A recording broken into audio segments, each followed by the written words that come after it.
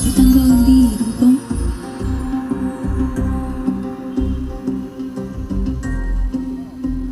నేనెవరో మీరింకా గుర్తుపట్టలేదు కదూ.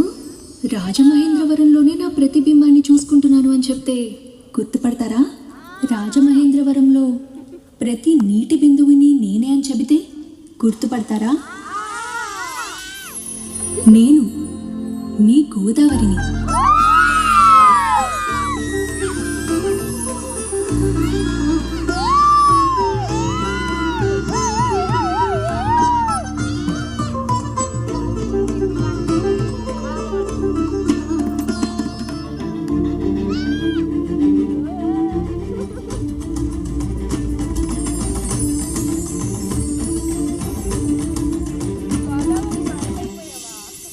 ఎక్కడో త్రయంబకేశ్వర్లో చిట్టి చిట్టి తప్పటడుగులు వేస్తూ మొదలయ్యే నా ప్రయాణం నాసిక్లో పరుగందుకొని నాందేడ్లో శ్రీ గురు గోవింద్ సింగ్ జీ ప్రార్థనలు విని,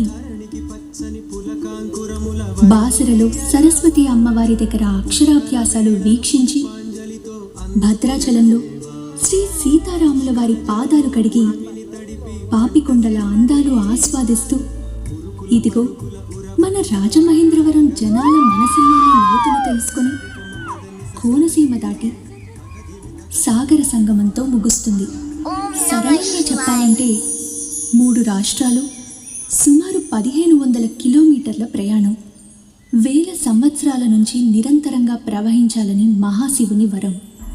పూర్వం బ్రహ్మగిరి పర్వతం పైన తపస్సు చేసుకుంటూ ఎన్నో పుణ్యకార్యాలు చేస్తున్న గౌతమ మహర్షి పైన ఇంద్రుడి మాయ వల్ల, ఇతర ఋషుల అపోహ వల్ల గోహత్య పాపం మోపబడింది.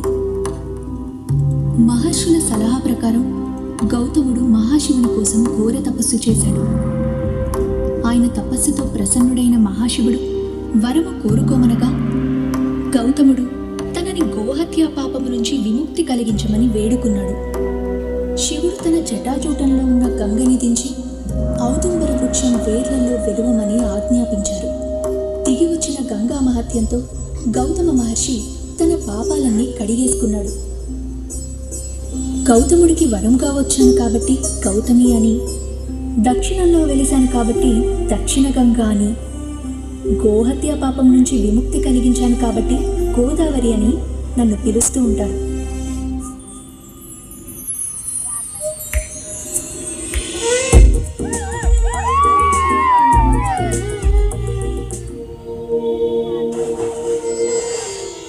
పుణ్య భారతదేశంలో ఎన్నో ప్రాంతాలు, ఎన్నో నదులు వెలిసి ఉన్నా కేవలం తెలుగువారు మాత్రమే వారి ప్రాంతాలకి నదుల పేర్లు పెట్టుకున్నారు. అందులో నా పేరుండటం కూడా ఒక విశేషమే. అందుకేనేమో తెలుగువారన్నా, అందులో 1000 సంవత్సరాల చరిత్ర గల రాజమహేంద్రవరం అన్నా నాకు ఎంతో ప్రీతి. వేల సంవత్సరాల పూర్వం బౌద్ధుల ఆనవాళ్లు వెలికి వచ్చిన మన రాజమండ్రి మూలాలు 10వ శతాబ్దం నుంచే వినపడతాయి. ప్రస్తుత శకం 919 నుంచి 934 మధ్యకాలంలో తూర్పు చాళుక్యరాజైన అమ్మరాజు విష్ణువర్ధనుడికి, ఆ తరువాత అతని వంశంలో వచ్చిన రాజులందరికీ రాజమహేంద్ర అనే బిరుదు ఉండేదట. మొదటి విష్ణువర్ధనుడే ఈ పంచగిరుల మధ్య నగరాన్ని కట్టించి దానికి రాజమహేంద్రవరం అని ఘనమైన పేరు పెట్టాడని ఒక నానుడి ఉంది.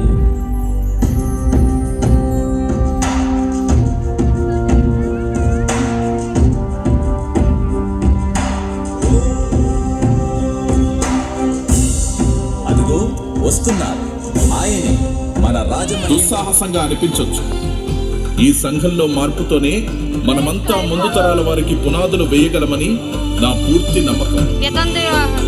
మీరు ధైర్యంగా ముందుకు నడవండి.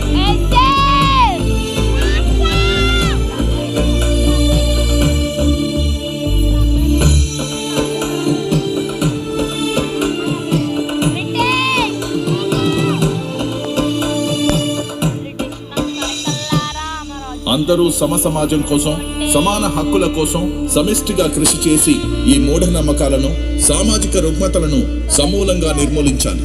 మహిళలు చైతన్యవంతులై మగవారితో సమానంగా గుర్తించబడాలి. అలా కొన్ని సంవత్సరాల్లో బ్రిటిష్ వారి పాలనలోంచి భారతదేశం మేల్కొంది. ఆ సమయంలో తెలుగువారికి స్ఫూర్తినివ్వడానికి అని బీసెంట్, లాల్ బాల్ పాల్ త్రయంలో పేరు పొందిన బిపిన్ చంద్రపాల్ లాంటి వారు రాజమండ్రి ముఖ్య కేంద్రంగా పనిచేశారు. ఇక జాతిపిత మహాత్మా గాంధీ గారికి రాజమహేంద్రవరంతో ఉన్న అనుబంధం చెప్పలేనిది. స్వాతంత్ర సమరంలో ఆయన పలుమార్లు రాజమండ్రికి రావడం, ప్రసంగాలు చేయడం జరిగింది. ఆయన మాటలకు స్ఫూర్తి పొందిన ఎంతో మంది తెలుగువారు ధారాళంగా విరాళాలిచ్చి దేశ స్వాతంత్ర పోరాటంలో అండగా నిలిచారు. అంతేకాకుండా ఎంతో మంది ఆయనతో పాటు స్వాతంత్ర పోరాటంలోకి వెళ్లారు. గాంధీ గారితో పాటు నెహ్రూ, సరోజినీ నాయుడు వంటి ప్రముఖ నాయకులు కూడా రాజమండ్రిలో ఉపన్యాసాలిచ్చారు. అలా భారతదేశ స్వాతంత్ర యుద్ధంలో రాజమండ్రి ఒక ముఖ్య కేంద్రంగా నిలిచింది. ప్రస్తుత కాలం రాజమండ్రి అటు చరిత్ర పట్ల ఆసక్తి కల వారికి, ఇటు గోదావరి కోనసీమ అందాలను చూడడానికి వచ్చే వారికి పర్యాటక కేంద్రంగా మారింది.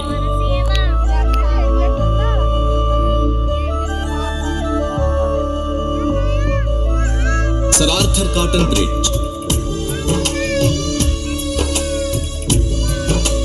హావ్లాక్ బ్రిడ్జ్,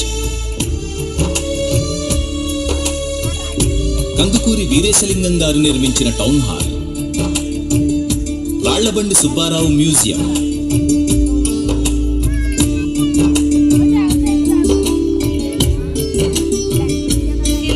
గౌతమి గ్రంథాలయం,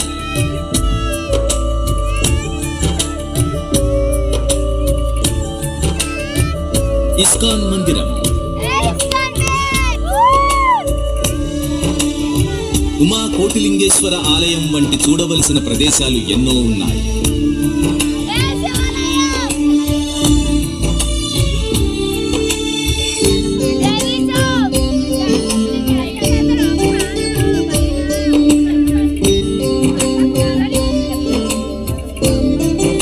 పాపికొండలలో పడవ ప్రయాణాలు కూడా ముఖ్యంగా రాజమండ్రి నుంచే మొదలవుతాయి.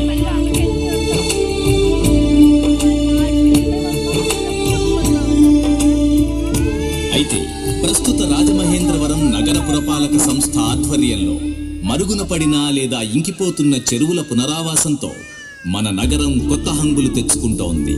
అలాంటి ప్రయత్నమే కంబాల చెరువు పునరావాసం కూడా. కంబాల చెరువును ప్రకాశం జిల్లా కంభం పట్టణానికి చెందిన శ్రీ కంభం నరసింహారావు గారు నిర్మించి గోదావరి నది ఒడ్డున కంభం వారి సత్రాన్ని నిర్మించారు. మన నగర పురపాలక సంస్థ, ఆంధ్రప్రదేశ్ ప్రభుత్వ ప్రోత్సాహంతో రాజమండ్రి ప్రజల ఆహ్లాదం కోసం ఉద్యానవనం కూడా నిర్మించింది.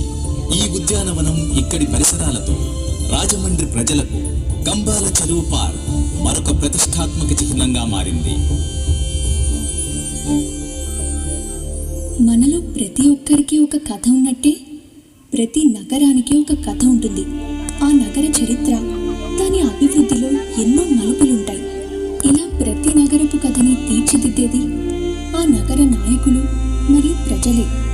కంబాల చెరువుని మెరుగుపరుచుకున్నట్టే రాజమహేంద్రవరాన్ని తీర్చిదిద్దుకుంటే ఆంధ్ర ప్రజలే కాక దేశ ప్రజలు కూడా మెచ్చే నగరంగా రాజమహేంద్రవరం మారుతుంది. అలా జరగాలని నా కోరిక. అందరికీ శుభం జరుగుగాక.